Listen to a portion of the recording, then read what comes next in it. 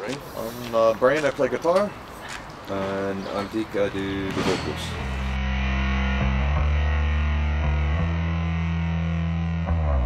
So first of all, thanks for coming to our Thank you very much for having us. Thank you. Liberation of Zagreb. And my first and basic question is, can you tell us more about OI POLLOI, how this whole thing started? What took you to the punk activist road? What was like the social context, political context? When we started, we didn't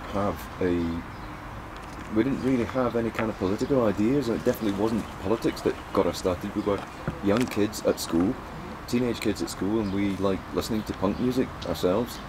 And our school used to have concerts, but it was always just like the oldest kids playing like Rolling Stones covers, and you know, it was really kind of boring for us. And we realised that the only way we were going to get some punk music was if we did it ourselves. So that was the only reason we started. But then, not that long afterwards, we were influenced by a lot of Oi bands, who we loved the music, but a lot of the things they were saying were not particularly stimulating intellectually. You know, let's go to the football match and kick someone's head in, you know, this kind of stuff. And it's fairly kind of vacuous. And we got interested in music with people like Discharge and Crass, who were a very big influence, who we wrote to and kind of corresponded with, and that sort of changed our ideas a little bit. And we kind of thought that if, you know, the motivation for doing the band was not to get a political message over, it was to have fun, and because we loved the music. But we then thought, well, given that we're doing that and we're lucky enough that people listen to us, we might as well have a sensible message. So that brings us to having a left-wing political message, basically. And then you started like, you got engaged in and supported many causes, for example, anti-fascist action at first, and this one I found was Survival International. So can you tell us like, what do you actually do here? How do you support them? And can you maybe make some effective, remember some effective actions that you considered like a good way of handling social problems from bottom to top? Well, I mean, we've maybe got slightly different perspectives, because Brain is originally from the US, and we were actually talking a little bit about this earlier, the kind of individualist aspect of activism maybe in the US and so on. But we met because he was studying in Scotland, and he ended up stuck in our band over 20 years ago. Many members. Yeah. But about 100. Yeah, I mean, there's all kinds of different things. I mean, we think that there are things you can do where it's maybe just a kind of general supporting role, or a role as a band. You're making music and you're talking to people and so on. You have a propaganda role. I mean, we always like to emphasise when we're talking about anti-fascism, and we're being very involved in, especially the Edinburgh Anti-Fascist Action Group, where it's all about physical confrontation of fascists. But at the same time, we never want to kind of glorify, which some people, I would be afraid to say, do sometimes glorify the kind of the macho aspect of it. We believe that it's very, very important to have everything else that goes with the street fighting. You know, what I mean by that is the legal support network for people who might get arrested or imprisoned, charged or whatever. Also the propaganda that backs that up, you know, that explains what you're doing and why. And the publicity work, the fundraising work. So we're always at pains to emphasise that you might not be cut out to be a street fighter. And I would certainly include myself in that. I can't punch my way out of a paper bag. However, you know, people might have talents as organisers, so you can organise events like this, for instance. You might have a talent as a graphic artist, so you can do the propaganda and stuff. And we think that's very, very important to emphasise that there's a role for everyone. As a band, we can be an effective fundraising unit. We can also be an effective propaganda unit through songs and records and our band artwork and so on. But also as well, we can play even if we're not the best street fighters in the world, we can come out to swell the numbers and activities like that. So with anti-fascist action, we've taken part in things where, say, an example, we're still relatively lucky in the UK and in a lot of countries that the fascists can't openly advertise their events. They'll have to have like secret concert places, and the way they've usually done it in Britain certainly is to have a meeting point. So they advertise the meeting point but not the actual concert venue, because they don't want the venue bombed or smashed up or forced to close or something or other. So an example might be quite a few years ago now, but the neo-Nazi band Screwdriver were having a concert in London that they had to keep secret, and they were expecting hundreds and hundreds and hundreds of neo-Nazis from all over Europe to travel to London for this concert. They couldn't organise, they couldn't publicly name the venue, but they did have to have a meeting point. So we were there with Anti-Fascist Action, whose strategy was to take over the meeting point 2 hours before the Nazis were due to come, so that when the Nazis would come, they would not be able to effectively meet. And they had a very bad day, and most of them didn't make it to the concert. Some of them made it to the hospital instead. It was quite successful. So that's something where you definitely need numbers of people involved. So that's a practical thing on the street, but it has to be backed up with the proper intelligence work. You know, if I want to give an example of where something went badly wrong, I think mercifully we weren't involved in this because we were away on tour at the time, but there was an incident where I think one Scottish Alpha group attacked some Nazis, and I mean it sounds kind of funny in a very dark way, but some guy got their head kicked in because they thought he was a neo-Nazi bonehead, but he was actually a guy who'd just come out of hospital after having had a brain operation, so his head had been shaved, you know? And that's the kind of thing where you have to have the intelligence right. It's no good being like the best street fighters in the world if you're battering completely innocent people, because you haven't got the intelligence right. So all the aspects of it. It's not just the direct action. Anti-fascist action were very, very successful with stopping the neo-Nazis marching and stopping them demonstrating, and you know, anything where they tried to have a sort of physical presence on the street. And so the fascists very deliberately changed their strategy. And I'm talking mainly here about, first it was the National Front.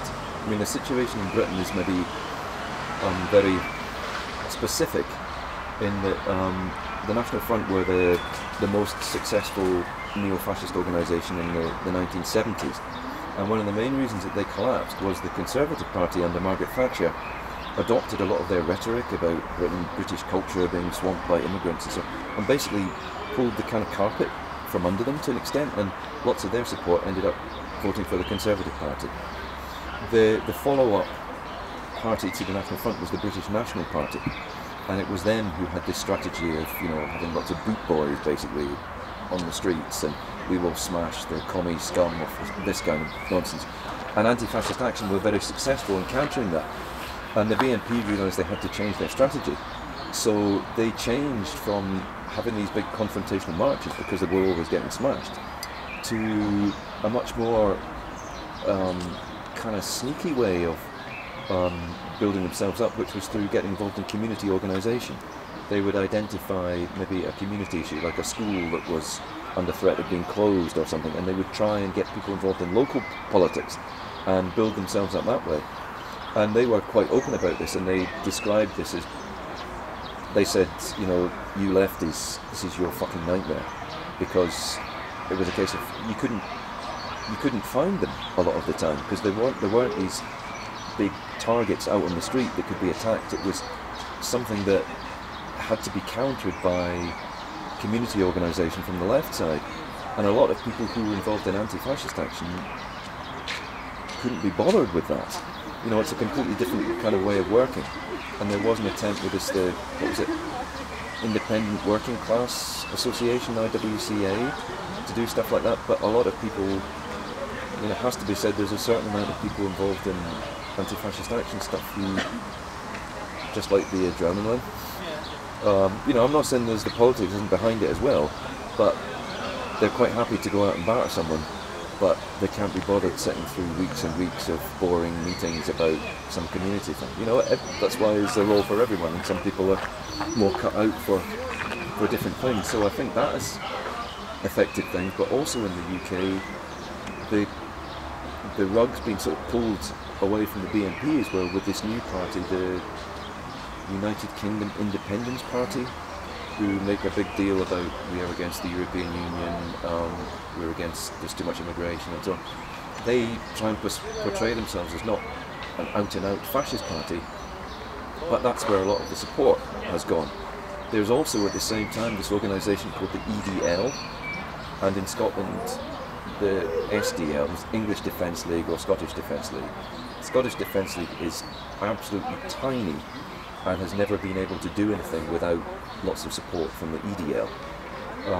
But their basic thing is, it's mainly football hooligans, right-wing football hooligans, who claim that they're against the Islamisation of British society, but it's kind of an excuse. You know, a lot of them are out-and-out Nazis, definitely racists. They'll say, oh, we're just against kind of extreme Islam, but it's kind of an excuse to have a go at like people who originally, yeah.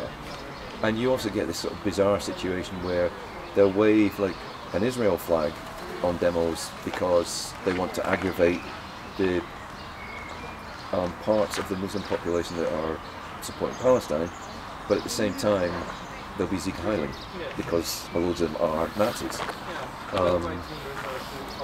Yeah.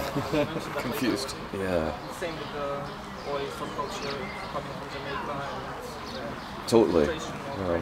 And yesterday there were elections in Scotland, and you had a referendum before. Did it surprise you to come out of the elections? For example, you voted no. I mean yes for the independence. Well, I guess. Wanted to. The two of us, we wanted to, but one of the things that I think is very, very important to emphasise about the referendum and the whole question of Scottish nationalism, in inverted commas at the moment, is that this has nothing to do with any kind of ethnic nationalism. It is about, we were talking about this a lot this morning when we came across what we thought was a good description of the difference between British nationalism and Scottish, and the way what's called nationalism has been happening in Scotland. Kind of the difference between ethnic nationalism and civic nationalism. Ethnic nationalism is we're better than everyone else. We are Scotland, we are Croatia or whatever. And civic nationalism is, well, we think we're just as good as everyone else. Everyone else is basically okay wherever they come from, but we don't want to be told what to do by someone else. Exactly, a vast country. You know, we believe we have the right to organise things ourselves. Anyone who's lived in Scotland, who was registered to vote, whether they came from Poland, Bulgaria, Pakistan, England, wherever, they could all vote. Didn't matter what ethnicity they were or nationality. But Scottish people who didn't live in Scotland couldn't vote. Like I couldn't vote, I don't live in Scotland anymore. I personally think that's really good, because I don't live there. So what the hell's it got to do with me? Just because, you know, I am Scottish, whatever that means, you know. So it's really good that it wasn't about ethnicity. It was about, we saw it as people who have consistently, over the last countless decades, shown a preference for a much more left-wing politics, but constantly had to put up with right-wing government from London, got sick and fucking fed up of it. It was like, we've had enough of this shit. We don't want the London government. We don't want their fucking bigoted, racist, xenophobic immigration policies. We don't like the way they treat people, refugees, asylum seekers. We don't like their prosecution of illegal wars like Iraq, Afghanistan and so on.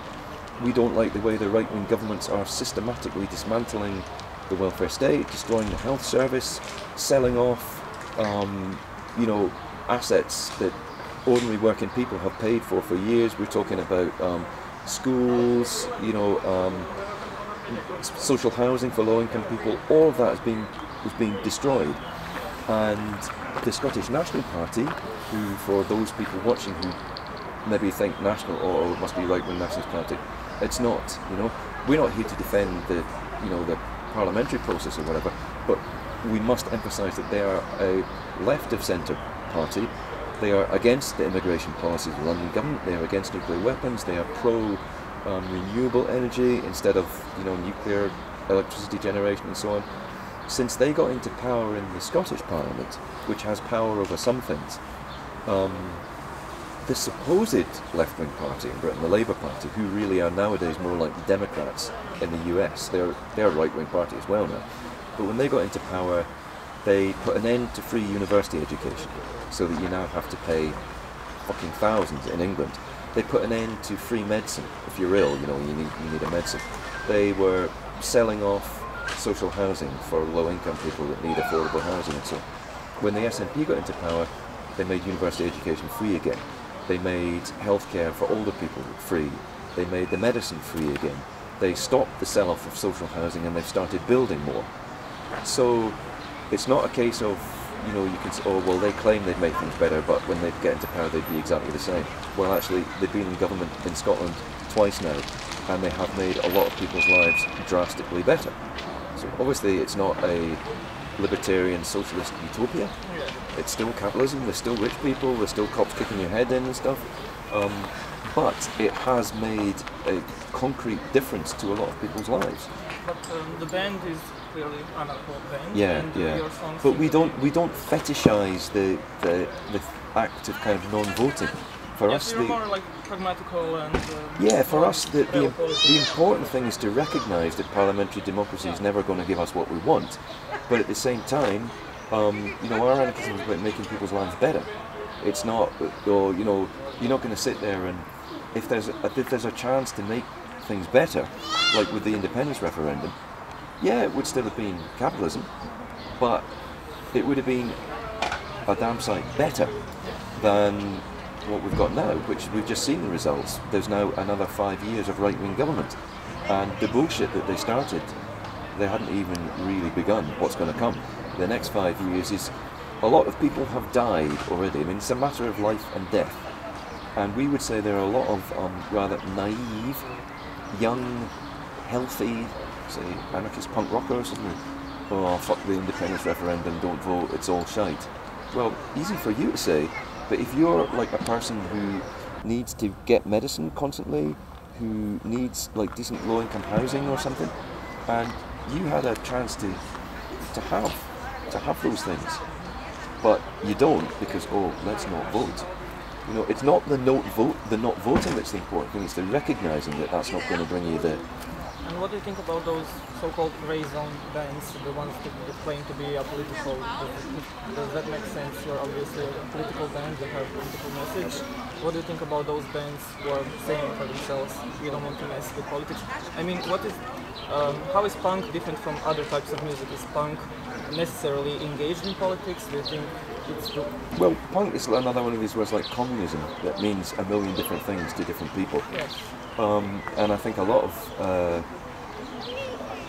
you know, you can't expect what's basically a kind of music subculture that everyone's going to toe exactly the same line. So clearly there's plenty of bands that are only interested in music, but at the same time there's lots of bands that are saying a lot of very interesting things politically. But I think just very quickly to say to these non-political bands, and we have one foot in the kind of the OI music scene as well, and there you definitely come across a lot of these bands that say stuff like, oh, we are non-political, but that's a political statement. Yeah, in itself, it's meaningless. It basically means you are politically conservative if you're not challenging the status quo. It's not like if I say, yeah, I'm just going to drink and party and not really do anything. You're just accepting the status quo, which is politically conservative. So the rest of the band is here? Oh, the band. They can join too. So you have a song, The Right to Choose, where you talk Cam! No, they won't. Oh, they'll find this song. Right, I've ranted. Do you want to wait for the guys or? No, because they won't. They like to not get involved. But yeah, Right to Choose. Yeah, you have a song, Right to Choose, where you tell a lot of stuff against right-wing and Christian fundamentalists and prohibiting women to choose their right for abortion and so on. And you also have a song, Break the Mold, where you sing about this fake image of women and celebrities in the media. So, as this is, our organization is actually called the Network of Female Antifascists of Zagreb. That's our way of solidarity. So, what do you think are the main problems of women in 21st century? What has changed for the better and what's the worse? You might see documentaries about the civil rights struggle, about black people getting equal rights, and it's, as far as for women goes, the U.S. is starting to resemble more something that you might see in Saudi Arabia. It's the West, and it started through kind of right-wing attacks, anti-abortion activists from the grassroots, if you want to call them that, from the grassroots, jumping up on, like, going and burning clinics. And then eventually becoming soft. That's how it started 20 years ago, and then becoming softer by, well, and of course shooting doctors and just terror attacks. And then going, sorry, that distracted me. And then going the kind of softer routes. And in the U.S. we have this really large, semi-private system of clinics called Planned Parenthood, and it's a real scandal. 95% of what they do is healthcare. Colds, vaccinations for children. 5% of what they do is related to abortions. 2% of what they do is an abortion. That's the only place where low-income women can get an abortion. And in my state, sort of 20 of those have been closed down through the government by just retracting the funding. And I never thought I would see that in my lifetime, because it was such a, it would be like somebody in the UK seeing the NHS disappear.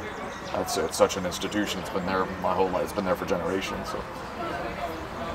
Do you think that even in the punk scene there are some patriarchal leftovers when you make some of the patterns in the punk scene? For example, when I asked Rodi Moreno last year, he told me it was a good thing that women joined this OI punk movement and recognized their rights, but he said it was a bit sad to see that women were acting as their men, so women were skinned because their guy was skinned, so that was also like...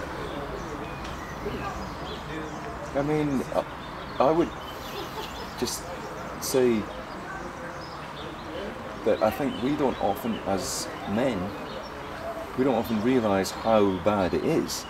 Our experience is different, and I remember being quite shocked a few years ago when a friend of ours, a woman who organised concerts in the middle of England, in places like Leeds and Nottingham, and she lives in Brittany now, and we'd met her again years, and we were just talking, and she said, "Oh, I always really wanted to thank you guys, because years ago when I did these concerts, a lot of bands wouldn't write back to me if I wrote and said I want to organise a concert, or a lot of bands wouldn't take me seriously, and we're like, what do you mean?"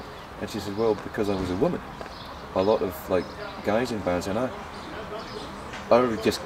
found that that was a real surprise to me, an unpleasant surprise, because the idea that you don't take someone seriously because there was a woman, it just seems totally ridiculous.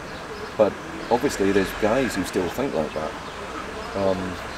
and that's only the tip of the iceberg. There's all kinds of other stuff as well. It's impossible for us to walk in a woman's shoes for a day, Yes. So we can only imagine. Have you ever been in a situation that you had to, for example, refuse to play in some concert because due to your political views, or that you maybe regretted it? We refused a couple of years ago. We were supposed to play it was a festival to do with freedom of expression in Norway, Stavanger in Norway, and we were really, really looking forward to playing. And then at the last minute, only a couple of weeks beforehand, we were just looking on the internet, we looked about it, and we saw our concert and who else is on the bill and stuff. Like, what the fuck? The Israeli ambassador was our support act. Because he was actually like... It's not every day. He apparently, he was really ambassador in Norway who like writes poetry. So, and we were like, what the fuck? How can you have a fucking... someone who is a representative of the Israeli state, whose job is being a professional apologist for ethnic cleansing, occupation, illegal war, torture, and certainly the suppression of Palestinian free expression. How can you have them at a fucking freedom of expression festival? So we were like, we wrote straight away to people and were like, I don't know what on earth you were thinking of, but there is no way we are appearing at something like that. And we pointed out to them that Israel has had, they call it Brand Israel, this campaign for quite a while now, which they're quite open about, to use Israeli art and culture as a way to kind of just be good PR for the Israeli state and to promote the Israeli state. And you know, the same situation here. It's called Days of Tolerance, and also the guys from the Israeli embassy here. Wow. Yeah. So, I mean, we didn't play this, and it was really good actually because it created a very big debate at that festival, and we had so much support from like all over, lots of people from Norway, obviously. And the only kind of criticism we had was from these kind of racist Israelis. Like I remember one guy writing and stuff like, yeah, some insignificant Scottish band refused to play, obviously because they'd been eating too much haggis. You know, kind of such stupid, slightly racist, nonsensical remark. You know. We don't refuse to play very often because that doesn't usually happen. Been banned from playing places. But from one place. I just have a question. So when is it that moment when you see that your music affects other people? Was there some moment when you realized this is why I'm doing it? Wow, we made a change. Do you have some example when you realized your music actually affects people and it changes? It's a massive honor to be invited to the 70th anniversary of the liberation of Zagreb. As anti-fascist band, it's about as good as it gets. So for me, that's... And I think as well, I mean, quite often people say to us, thank you so much for coming. I mean, well, the pleasure is all ours. You know, we get to go to these really interesting places, interesting festivals, interesting venues. You know, if we play in like squatted centres and all these places, and we get to learn an incredible amount from people. And quite often we get exposed to ideas that we can then take home. And I'm not talking about obviously just us, I'm talking about any kind of touring band. I think we were involved in a place in Edinburgh called the Unemployed Workers Centre, which was a kind of sort of autonomous place organised by unemployed people. And one of the projects that we had in this centre was a kitchen that did low-priced, good, nutritious vegan food for, you know, homeless people and just people generally didn't have much money. But the idea had come from the kind of Volksküche thing that they have in a lot of these German countries, and in Holland, not just. I know, that's another whole thing. But there's apparently a new politically correct term for that now. Can't say folk. But it was kind of people who were a little bit older than us who toured in other bands who'd been exposed to this in Holland and Germany. I thought, this is really good, and they brought the idea back to Edinburgh. That's just one small example.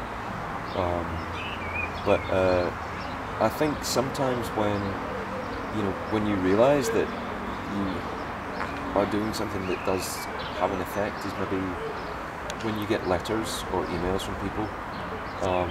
We had, remember one example, our first album was kind of basically anti-fascist OI music, specifically aimed at people who might not be particularly left of centre in the OI scene, but who we were worried might drift to the right.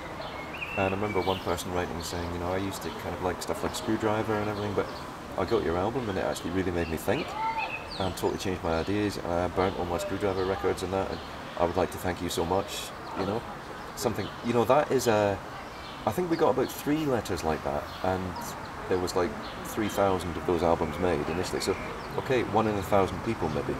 But that's one person who, had they continued to be involved in right-wing stuff, could have been involved in a race attack, could have been involved in a homophobic attack. They could have killed someone, or they could have injured someone, or given them kind of total agoraphobic paranoia that it could have destroyed their lives. So if we sold 3,000 copies of an album and it saved one person from getting their head badly kicked in so that it really fucked up their life, it saved other people from being involved in the whole right-wing scene as well. That's worthwhile. So I remember reading a fanzine review from someone who had said that he was a writer, and he said, I'd like to dedicate the whole fanzine is for things like OI POLLOI and like culture shock or something. And he said, I'd been through really, really dark periods of depression, but the music and lyrics of OI POLLOI and culture shock basically gave me hope and stopped me killing myself. So you can't really get much better than something like that. You know, if you've had such an effect on someone's life, unintentionally.